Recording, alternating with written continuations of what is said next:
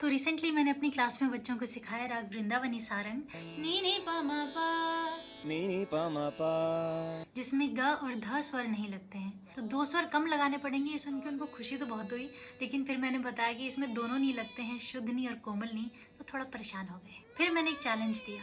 Padmaavat movie का जो गाना है घूमर, ये इसी राग पे बेस्ड है। इसकी शुरुआत का छोटा सा पीस मैंने सिखाया और रिकॉर्ड करके भेजने को बोला। आओ जी आओ घूमरड़ी, रे मा रे मा रे मा रे मा रे मा रे मा, चमक चमक घुंघरा बाजे, घुंघरा बाजे, घुंघरा बाजे।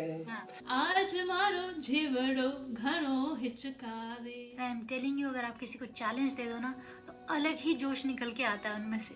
सो हियर्स द फाइनल मिक्स, और कोई फालतू कमेंट नहीं करेगा, समझे?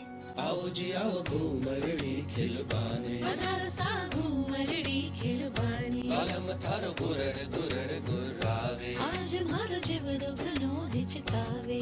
ओ घबरावे मन में भावे मारो, बदिलो भवर मन भावे। चमक चम बाजे पायल बाजे बाई सा खेरे, चमक चमक घुंघरा बाजे। आओ सा घूमरड़ी